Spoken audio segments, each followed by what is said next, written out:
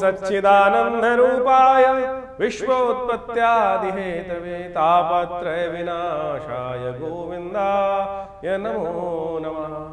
कृष्णाय वासुदेवाय हरये परमात्मने प्रणताक्लेशनाशाय गोविंदाय नमो नमः। 16 अगस्त का दिन बहुत विशेष है, शनिवार का दिवस है। जन्माष्टमी का सुंदर योग इस दिन बन रहा है। ग्रह नक्षत्रों के दृष्टिकोण से आपकी राशि में विशेष योग बनता दिखाई देगा, जो आपके विचारों से लाभ देने के योग बना सकता है। और आपकी राशि के दृष्टिकोण से ऐसा बन रहा है कि जिस क्षेत्र में भी आगे चलने का प्रयास करोगे उसमें कहीं ना कहीं आपके रिजल्ट्स पॉजिटिव आने के योग बनते दिखाई। आने वाले 2-3 दिन आपको यूटिलाइज करने का प्रयास करना चाहिए, चीज़ें आपके पॉजिटिव जाने के योग बनाती दिखाई दे रही है। जन्माष्टमी का पर्व है और जन्माष्टमी बहुत सुंदर पर्व माना जाता है, लेकिन कुछ भ्रांतियाँ भी हैं। तो जन्माष्टमी विशेष तौर पर समस्त लोगों के लिए इस दिन पड़ती दिखाई दे रही है। 16 अगस्त को इस बार जन्माष्टमी का सुंदर योग बन रहा है और जन्माष्टमी का योग ग्रहों के दृष्टिकोण से इस बार सबके लिए स्मार्ट वैष्णव सब लोग शनिवार कोई मतभेद नहीं रहेगा। आमतौर पे बहुत सारे मतानुसार कई बार मतभेद उत्पन्न हो जाते हैं कि हम हमारे आचार्यों के अनुसार से इस योग में माना जाए, इस योग में माना जाए।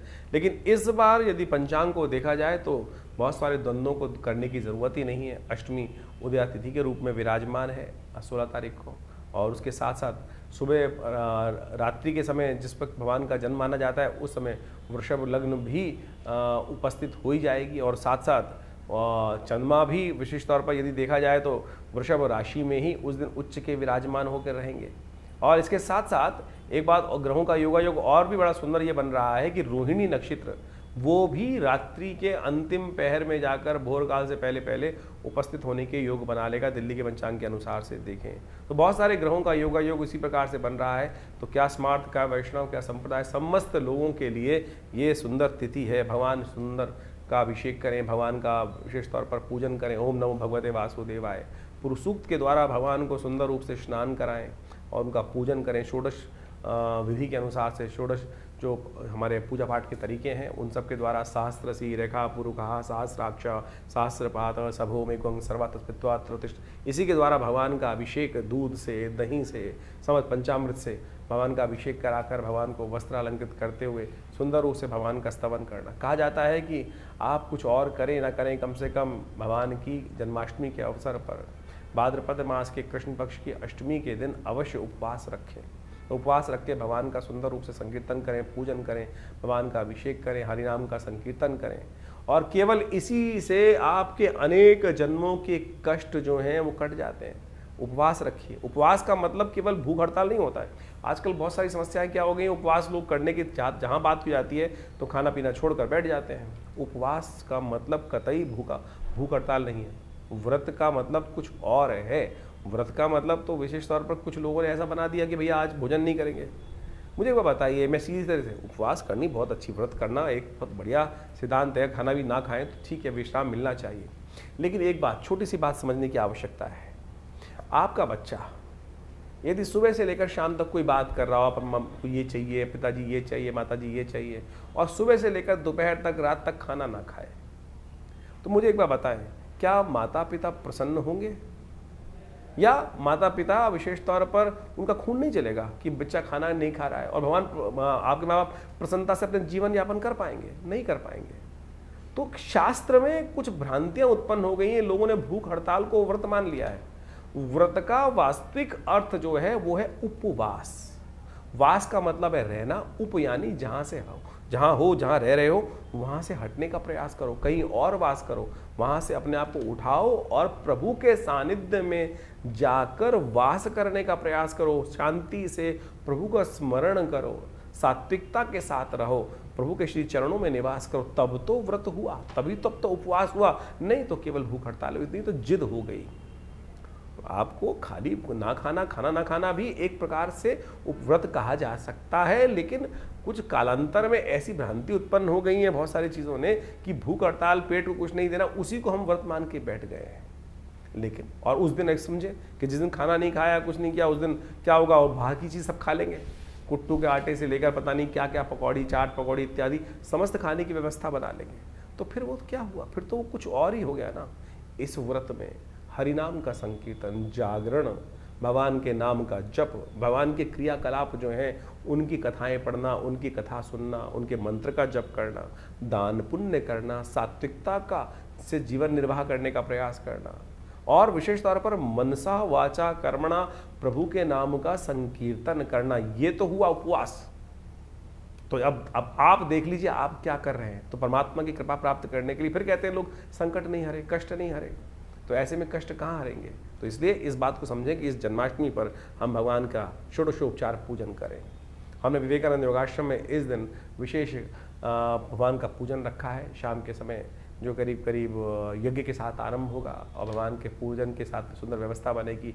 भगवान को विशेष तौर पर षोडशोपचार पूजन कर कर उनका विभिन्न प्रकार से विभिन्न औषधियों से उनका अभिषेक रहेगा, भगवान का पूजन रहेगा, भगवान के नाम का संकीर्तन रहेगा, कीर्तन पूजा पाठ सबकी व्यवस्था है। आप अवश्य भगवान के नाम के संकीर्तन में उस दिन पधारें। आश्रम पे विवेकानंद योग आश्रम में प्रभु की कृपा से सुंदर कल्याण का अवसर बनेगा। भगवान के नाम का संकीर्तन कर कर हमारे इस आश्रम पे, जिसमें पिछले करीब करीब आप मान के चलें 50-60 सालों से नित्यप्रति 8 घंटे यज्ञ होता है। माँ भगवती का सुंदर श्री विग्रह, इस दिन भगवती दुर्गा का भी प्राकट्य उत्सव है। अब महामाया जी का भी प्राकट्य उत्सव माना जाता है, जो भगवान कृष्ण के साथ ही उत्पन्न हुई थी। भगवती दुर्गा की उपासना इस दिन विशेष तौर पर की जानी चाहिए और भगवती दुर्गा के साथ साथ भगवान कृष्ण की सुंदर उपासना कर कर इस संसार में शांति स्थापित करने के लिए, कष्टों को निवारण करने के लिए, बिना भगवती की, बिना शक्ति की उपासना किए बिना भगवान की कृपा नहीं होती। तो इसलिए सुंदर रूप से आप अपने कार्यक्रमों में, यज्ञ में सम्मिलित हों। भगवान के नाम के संकीर्तन में हम विशेष रूप से कार्यक्रम रख रहे हैं, तो आप अवश्य अपना स्थान आरक्षित कर कर इस कार्यक्रम में सम्मिलित हो सकते हैं। तो ये जन्माष्टमी का सुंदर पर्व आपकी राशि के दृष्टिकोण से जो पड़ रहा है, मकर राशि वालों, इसको विशेष तौर पर और समझने का प्रयास करें। भगवान कृष्ण का सुंदर व्रत है। सुंदर इस दिन भगवती दुर्गा के साथ यदि भगवान कृष्ण की उपासना कर ली जाए अष्टमी के दिन, तो संपूर्ण कष्टों को निवारण करने का योग बन सकता है। अवश्य इस दिन व्रत रखें और हो सके तो भगवान कृष्ण को सबसे अच्छा रहेगा तिल युक्त पंचामृत बनाकर उसके द्वारा भगवान का अभिषेक करने का आपको प्रयास करना चाहिए। और भगवान को विशेष तौर पर एक जिसे कहा जाता है ना, सितारों, काले सितारों की लगी हुई जो बहुत अच्छे गोटे से जड़ी हुई बांसुरी है, वो भगवान को अर्पित करने का प्रयास करें। और मोर पंख, नीले वर्ण का मोर पंख जो होता है आपकी राशि से विशेष संबंध रखता है और तमाम किस्म की अलाएं बलाएं तो भगवान जो समर्पित, तो भगवान की जो हर लेता है। कहा जाता है भगवान को नजर बहुत लगती थी, ऐसे में भगवान को वो मोर पंख जो अर्पित किया जाता है भगवान की नज़र को दूर करने के लिए किया जाता है। कोशिश ये करें इस दिन वो भगवान को अर्पित करें और बाद में वो मोर पंख उठाकर अपने कहीं ना कहीं वस्त्र में लगा लीजिएगा। यदि कोई भी आपके जीवन में कष्ट चल रहा है, ध्यान रखें, कोई नज़र लग गई, कुछ लग गई है, कुछ और करने की ज़रूरत नहीं। आपके व्यवसाय स्थल पर या आपके जीवन में या आपके बच्चों को उस मोर पंख को कहीं ना कहीं उनके सामान में रख दीजिए, उनकी जेब में रख दीजिए, उनके पर्स में रख दीजिए। आपने व्यवसाय स्थल पर उस दिन चढ़ाया हुआ मोर पंख, भगवान का जो चढ़ाया हुआ मोर पंख है, प्रसाद स्वरूप लेकर अगले दिन अपने पास रख लीजिएगा। कहा जाता है बहुत सारे कष्टों को निवारण करने का योग बहुत सुंदर रूप से बनेगा।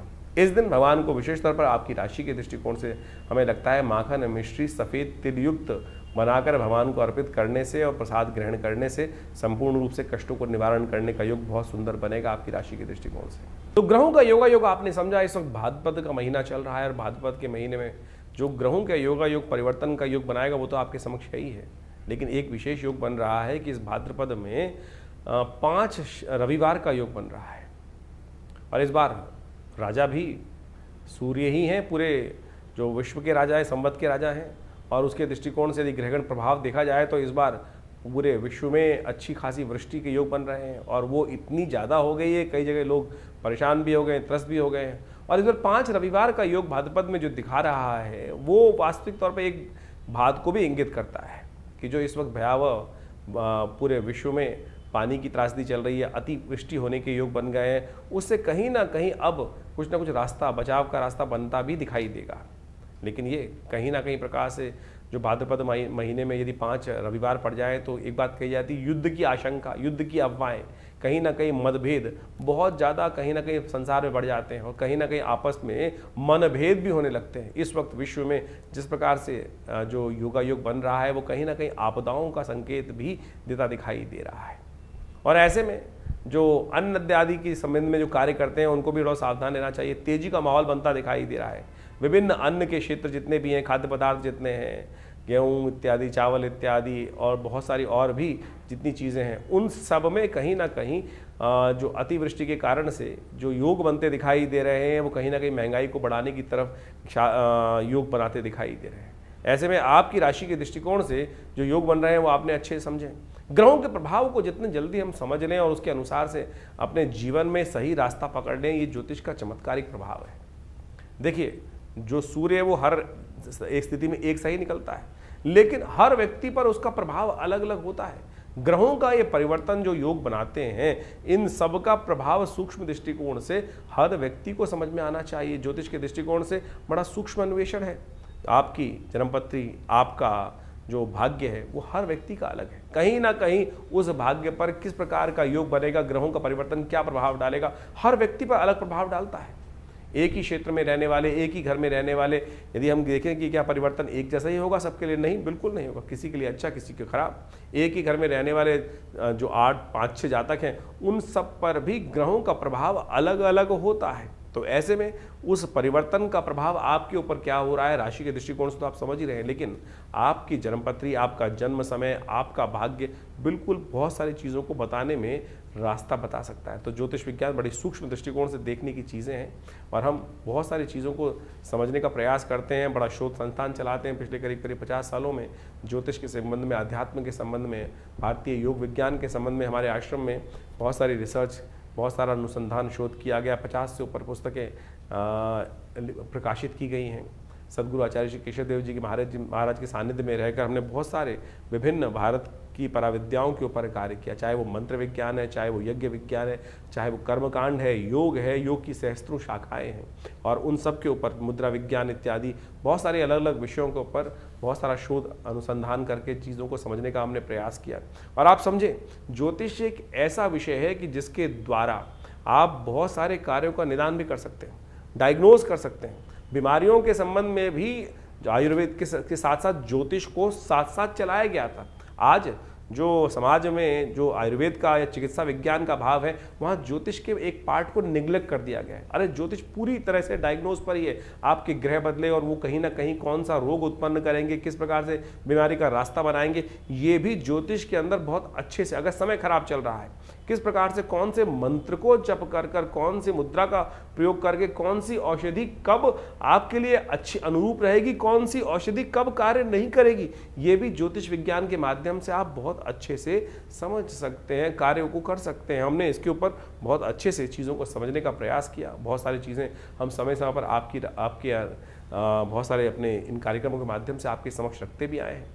तो आप ज्योतिष विज्ञान को सही रूप समझने का प्रयास करें। विडंबनाएं, बहुत सारी लोग आपके मन में ऐसे भाव डालने का प्रयास करेंगे कि सब कुछ भी सत्य नहीं है। अरे नहीं, एक एक चीज़ सत्य है, एक एक चीज़ का प्रभाव है, इसको आप समझें। हमारे ऋषि मुनियों ने हजारों लाखों पुस्तकें, लाखों अनुसंधान हमारे समक्ष उपस्थित किए हैं। हर ऋषि, करोड़ों ऋषि हुए आज तक हो चुके हैं, और उन सब ने अपने शोध हमारी भारतीय संस्कृति में जगह जगह बताए हैं, और लोग उसका प्रभाव देखते भी आए।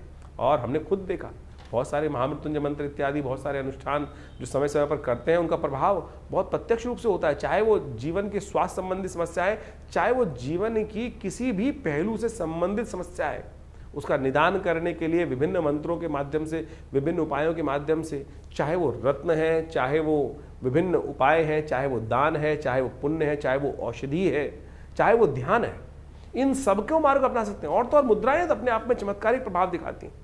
ये शरीर के जो विभिन्न भागों के द्वारा योग और विभिन्न मुद्राओं का उपयोग किया जाता है। जैसे किसी का बृहस्पति खराब है तो ये ज्ञान मुद्रा का नित्यप्रति अभ्यास करें, देखें, किसी और चीज़ की आवश्यकता ही नहीं पड़ेगी।